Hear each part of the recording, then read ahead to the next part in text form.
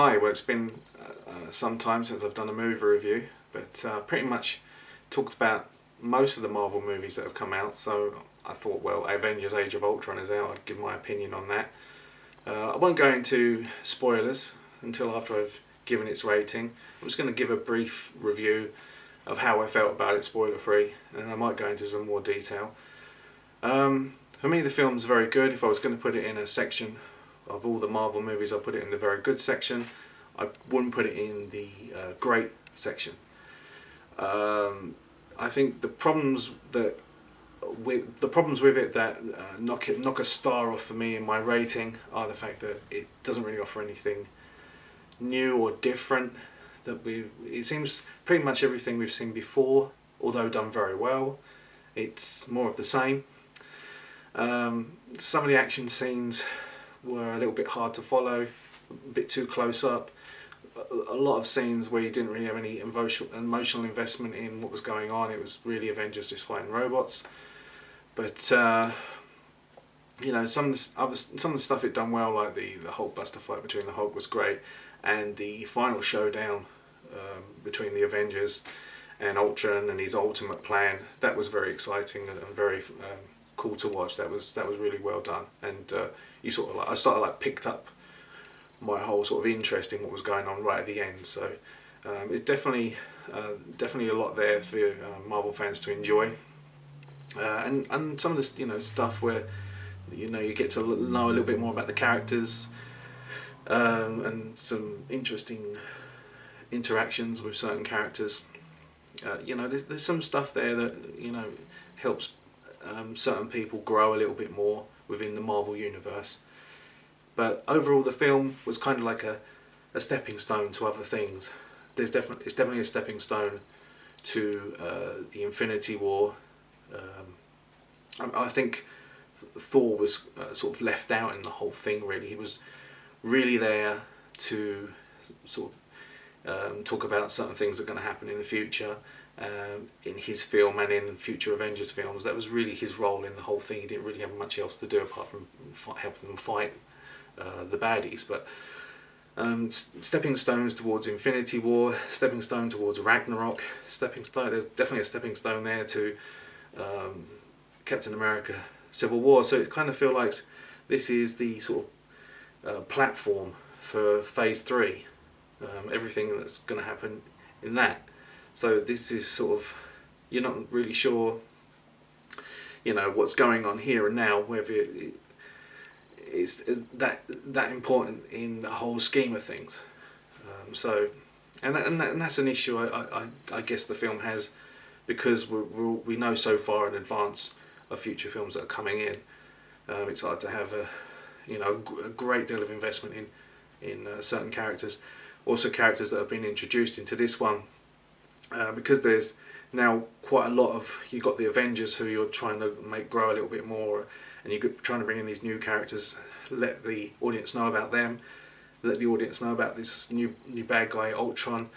There's very little room to maneuver. I know that there's going to be a 3.5 hour cut or whatever, so Joss Whedon was trying to fit as much as he could in, and he filmed a lot, and obviously they got to cut things down, and the editing did seem a little rough in places. The action scenes also, in some things, are hard to invest in because it's just Avengers fighting robots, and some of the scenes were quite close up and shaky. It was hard to follow. But it sounds like I'm really disappointed with the film. The facts are that you're going into this and it's Avengers and you're expecting like a 5-star film. So when you get a 4-star film, you're still a little bit disappointed. And I think I just really had to give good reasons and why something that looked so promising and exciting in the trailers didn't quite deliver what it promised. So for me, overall I give Avengers Age of Ultron 4 stars out of 5.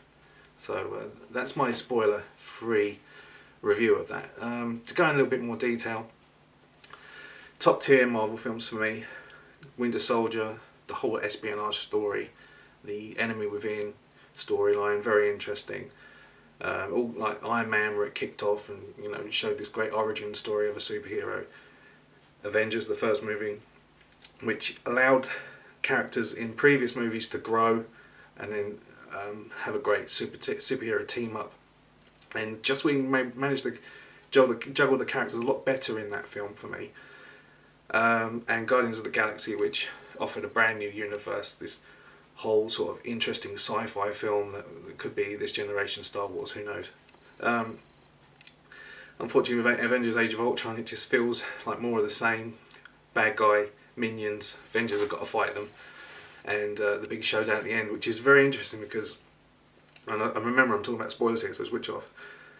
I like the whole thing with the planet, you know, he created this whole area and turned it into, he wanted to turn it into a meteorite that destroyed the planet, and yeah, that was interesting and you know, exciting, and definitely the fight scenes in that are really well done, much better than some of the other stuff.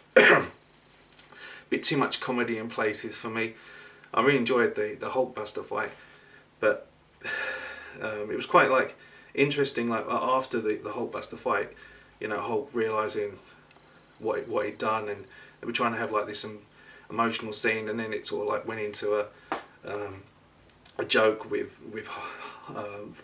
Hulkbuster punching him, much like Hulk did to Thor in the first film.